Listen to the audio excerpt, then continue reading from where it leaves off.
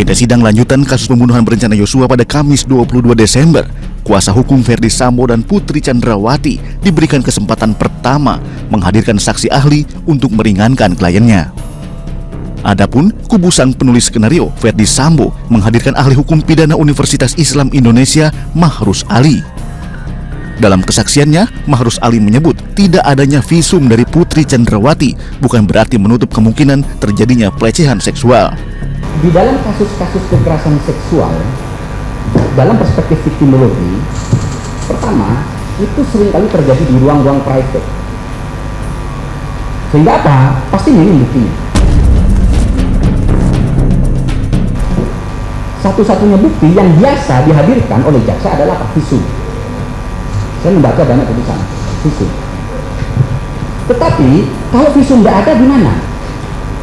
Nah, pertanyaan saya begini, visum tidak ada itu adalah terkait dengan tantangan yang lebih berat yang dihadapi jaksa untuk membuktikan, tapi dia tidak menghilangkan tidak adanya kejahatan. Dan jangan disimpulkan bahwa kalau korban tidak melakukan visum tidak terjadi kejahatan. Kenapa? Karena gini yang dia, dalam perspektif victimologi, korban kekerasan seksual itu tidak semuanya punya keberanian untuk melapor. Dalam keterangan lain, Mahrus Ali juga bicara soal unsur-unsur yang memenuhi perbuatan pembunuhan berencana. Menurutnya, dalam kasus kematian Yosua tidak memenuhi unsur pembunuhan berencana. Ketika melaksanakan kejahatan, itu harus disengaja. Artinya apa? Kalau A, B, C, maka harus ada pembagian peran di sini. Dan pembagian peran itu bukan karena kebetulan, memang sudah disepakati sebelumnya. Bersama-sama menghendaki untuk menghilangkan nyawa korban. Keputusan kehendaknya harus dalam situs senang, kemudian ada jeda waktu dalam situs senang, pelaksanaan kejahatan juga senang. Apa itu? Tiap-tiap pelaku sebetulnya tidak ada yang tidak ada yang menunsur, tidak ada. Kesaksian Mahrus Ali berbeda dengan kesaksian Alpi Sahari, ahli hukum pidana Universitas Muhammadiyah Sumatera Utara pada sidang 21 Desember. Kenapa ditekankan di situ adalah berencananya itu. Artinya si petindak ini ada interval waktu dia untuk berpikir, untuk melakukan atau tidak melakukan. Jadi ada interval waktu dia untuk berpikir, oh saya lakukan atau saya tidak lakukan. Beda dengan yang dilakukan secara tiba-tiba, dia akan bersifat irasional.